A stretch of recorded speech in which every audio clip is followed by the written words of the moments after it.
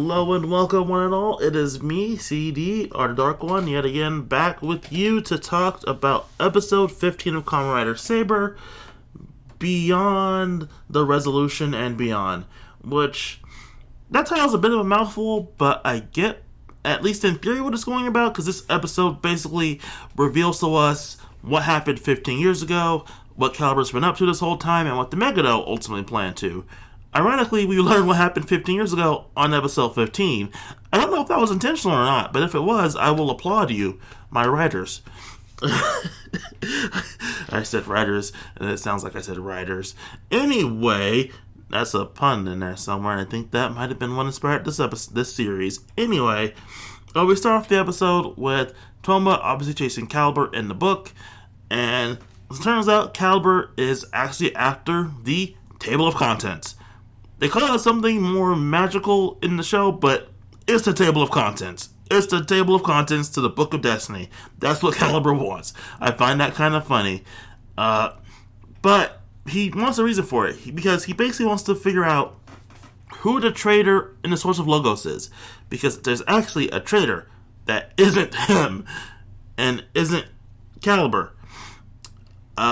So as it turns out, I'll talk about this part later because it goes into the whole episode and the ending of the episode. So let's actually go back to the Megado like the show does, because the Megado also wants the Table of Contents because they want to reforce the Book of Destiny in its entirety for the sake of rewriting the universe to make the world more suitable for them. They say it might be a hell for humans though, so that's a big no-no. So they're fighting them, and basically at first they're hesitant to fight them anymore because their plan is to, right now, destroy the pillars of light that are keeping the book, instationed, basically keeping it summoned. Because they destroyed the Pillar of Darkness in last week's episode, so they're thinking, hey, Rentaro, what's your new power? You can destroy the rest of the pillars. But then the Megalo basically say, hey, but if you destroy the pillars, then how will Toma come back? Because they basically say, the book will close and Toma will be lost forever. But then May...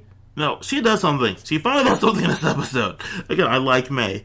And I find it funny that she yells directly at Rentaro, signifying his place as secondary writer, and her potential crush on him. She yells directly at Rentaro, telling him that Toma made a promise. And Toma is someone who always keeps his promises. I do like this is a consistent theme with Toma's character. Like, I know some people might find the whole promise thing annoying, but it's a deep part of Toma's character that might be steeped in childhood trauma. So I'm ultimately actually happy to see it get brought up as many times as it does, especially in crucial moments like this, where it's like, how do I know that you can do this? And like, Toma made a promise, and like, okay, I totally believe that Toma can do this. He made a promise.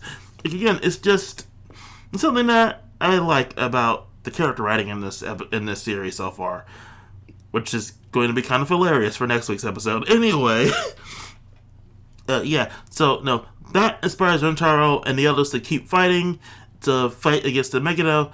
It's kind of funny because they have an, for lack of a better term, unmorphed fight for a minute, where the Megado are just beating their asses. And they're trying to fight them without using their rider forms, and it's kind of a cool fight. And it's cool to see that when it does happen in Rider. Like, I got knocked out by transformation, but I still have a fist I can punch you with.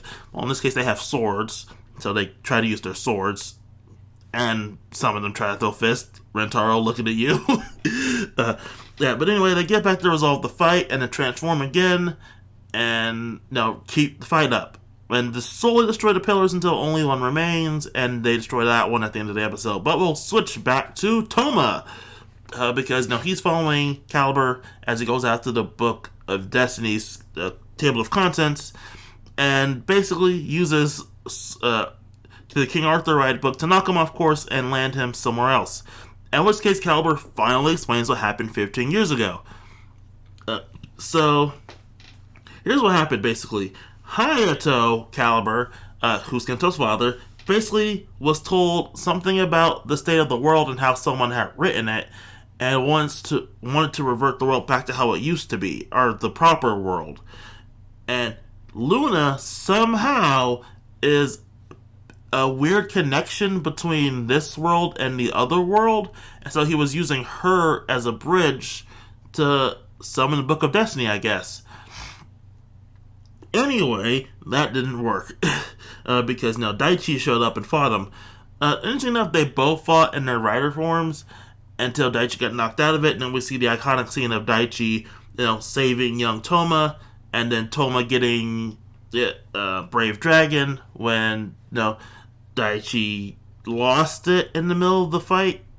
But interesting enough, even after he loses Brave Dragon, he still keeps fighting Hayato, and then he kills him. And now he wants revenge for having to kill his friend because he was a good friend of Hayato's. And when he wants revenge for his friend's death because he believes someone told him some bad info, and basically he wants revenge for that. He wants to know who the traitor is so he can take them out before they infect his other friends because, he still considers the Social Logos his friends in a way, but he also is someone who will sacrifice whatever he has to for the sake of his own ideals. So he would kill Hayato to stop him, and would betray the Swords of Logos to find out who's the actual traitor to the Swords of Logos. It seems a little convoluted of a plan and kind of backwards logic, but it's honestly kind of impressive how he could justify it if you still consider them your friends, and yet you'd still go as far as to, murder Kento and do all this other evil shit for the sake of finding the person who hurt your friend, even though you're hurting your friends at the same time. It's kind of backwards logic in a way, but it's all about his ideals and resolve and how he'll sacrifice anything for the sake of said ideals and resolve. Even tells Toma, hey buddy, you might have to sacrifice some things for your resolve. And now he sacrifices friendships for his resolve. And so that's what I think they're going with for what his motivation is. Again, he was all about that resolve, and that resolve led him down a bad road. And so he's basically meant to be a bad reflection on Toma, how they both will go as hard as they can for their resolves, but he'll sacrifice everything, including the people who he's fighting for, in a sense. Again, he's meant to be a mirror reflection of Toma in that way, and I get that, but it still feels like backwards logic. Anyway, I have a really cool fight where in the middle of it, Toma gets kind of knocked the fuck out and semi-killed. He's absorbed by the darkness, which, isn't that what happened to Kento and he didn't live for that? Anyway, speaking of Kento, Kento's spirit comes back, and Toma is able to, summon himself back out of darkness using both the blades of lightning and fire, because he's still wielding the Thunder Blade right now. He's still wielding right now, which again, Rento better get a formula some dual wield to explain that S at the end of his fucking rider name. I won't forgive the series if he never gets two swords. Anyway, Toma fights Caliber in a really, really cool fight scene. It was Draconic Knight. And then they both take off on their dragons and ride the dragon to finish the fight. And again, it's a really cool fight scene. Even the weird part where they're on the dragons is kind of cool looking. It's cool in concept. And then, Toma beats Daichi, and then Daichi's like, finish what I started. Find a traitor of the Lord, find a traitor. And, stop them from doing bad shit, I guess. And Toma's like, I'll do that and work with my friends because he's not a total putz and not using backwards logic. And then, he's like, I'll entrust you with the Sword of Darkness and the Jaku Dragon and all my other stuff. Which would be cool if it didn't disappear right after. Oh, also, Daichi's dying because his ass shows up and literally stabs him in the back. Yeah, his ass kills Daichi and takes off after stealing back his book, which means he's free now, which I thought you were free before. How does that work? I'm not 100% sure how you worked his ass, but you're cool and I'm happy you're sticking around. Anyway, the Sword of Darkness disappears, which is kind of sad. I would love Toma to start using that thing because then we could have a Zoro joke with him using 3 swords because he's still using Kento's sword. And, the world around him breaks apart and disappears, and he decides to fuck off and leave the book. Anyway, everyone has a happy reunion after Toma leaves because he'll destroy the last pillar, and I'm worried, can he get out in time? Will he be trapped in that book forever? But no, Toma gets out, everyone has a happy reunion, and it's a really happy moment. And everyone lived happily ever after. Until next week's episode, which, oh boy, the episode preview for this week, the episode preview for next week is ironic, I'll tell you. and I'm pretty sure intentionally ironic. But it's still fun. Also, the Megadol don't get destroyed this episode. They basically fuck off and leave. So, yeah, Calibur's 100% ultra dead, so he won't be coming back. But the Sword of Darkness did disappear, meaning that a new Caliber could show up somewhere down the line in the series, which is giving me Kamen Rider Gem flashbacks, because I just realized that everything about up until now reminded me so much of the early episodes of X-Aid. No, seriously, think about it for like 5 minutes. The main villain, or at least a major villain who's a writer, shows up basically randomly to fight the main heroes for something that they don't understand why they're trying up to fight the main heroes, but they're fighting up to either steal something from them or get data from them. In this case, Caliber was showing up to get the Brave Dragon, as well as absorb elemental energy for Drow Dragon. And in Gem's case, he was getting combat data to perfect Dangerous Zombie. In both cases, they both get this power up, which makes them the strongest person in the show at that point. Again, Dangerous Zombie and Drow Dragon, or Jaku Dragon. Their names are so similar, I keep getting them mixed up. Anyway, they both kill off a major character, Kiria and Kento. They're both the names start with K too. That's kind of funny. And then that character deaths motivate the heroes to beat their ass, and then the heroes get a major power up based on their resolve from the character who died, their super form, at least their early form, super form, and then use that power to defeat the main villain. It's kind of ironic how much these parallel each other.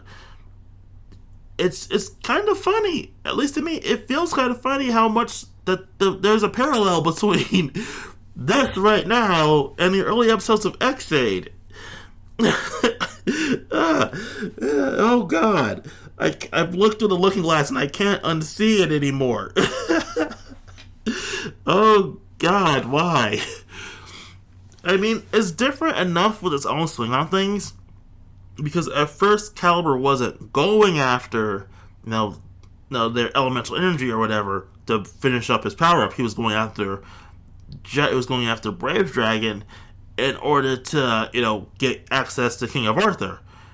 But then he decided to say fuck that noise, and then went after the elemental energy for the sake of finishing Drow Dragon. And yeah, there's a difference there, but it's still the same plot structure. And I feel that's a bit annoying to me, but I don't know why. I mean, it's not like it's a total ripoff. You could basically say that most early seasons do the same thing when they have an enemy rider so early on. I mean, you could honestly kind of say the same thing about 01 in its first few episodes, in its phase 1 episodes. And the fact that we had Metsubo Genrai going after various human gear in order to get the singularity data to, not perfect the weapon, but to complete the arc survival. Then they revived the arc, and then, outside of the major power-up, Jin technically didn't get a major power-up for his fight. He just kind of achieved singularity, and then managed to hijack a bunch of human gear and what were those giant breaking mammoth mechs called? Jaegers? Giger. It was Giger. That's what it's called. He hijacked a bunch of Gigers, which would again convert more human gears to his cause, and then he used that to stomp on the city until he had his big confrontation with Aruto, which led to his death. Ironically speaking, they didn't have a character dying in 01 early on. They just kind of had Fuwa get knocked the fuck out. But yeah, you can also say the same thing about how parallel those plots are structured. I'm basically sure that most early Rider seasons, especially in Phase 2, especially in the second half of Phase 2, have this very similar plot structure, minus the death or not. I mean, there's always a major reveal around Christmas. That's just how you bring up toy sales. I mean, again, Build, now that I think about it, Build had a very similar plot structure with the Crash, or was it, what were they called? crashes, whatever, the monster of the week, and Sento making a new bottle for his transformation, the whole stuff leading up to Cross Z Dragon, and then the major reveal of, damn, why am I blanking on Volt's name before he was a Volt? Anyway, it's a similar thing that most series have this. It's just that I just notice how easily it parallels with X8 in this case. Anyway, I've talked enough about that and my spiraling down into madness. Ultimately, I really like this episode. We finally get our answers. We have a lot of fun moments, lots of cool fighting, and I'm down for the fights. Again, lots of cool fighting, and just a lot of great moments here and there throughout the episode. Everyone had a really cool chance to shine. Even Meg got a chance to shine. My major complaint is still, where the fuck is Sophia? And I'm going to keep complaining about that until they acknowledge that she's gone. Also, I believe we might know who the traitor is because she's been looking super sketchy since she first showed up. And she does not look any better in this week's episode or next week's episode. It's in the previews. We still don't know what Rika's deal is. She's definitely suspicious, and she might be the traitor. We don't know yet, but odds are very strong it might be her. Especially because she was the one egging Kento on to fight Caliber more. Again, odds are she's the traitor. Yeah. Anyway, with that kind of obvious, it'd be a big twist if she's not a traitor, but might be working for them. But that'd be fun. Anyway, we'll have a new writer next week because this is Saber and we can't leave off with only 6. We have to have 7 writers at all times, apparently. And yeah, I'll see you all next week for another big writer, or another writer reveal. Till next time, everybody. Oh, also that's another driver, so including the main driver and the 4 drivers, individual drivers that each of the other riders use, that is 6 drivers so far. Technically speaking, the swords aren't drivers, but they are drivers. They still use to transform. It's still transformation devices. Reiwa, the era where there are so many goddamn transformation devices. But anyway, till next time, everybody.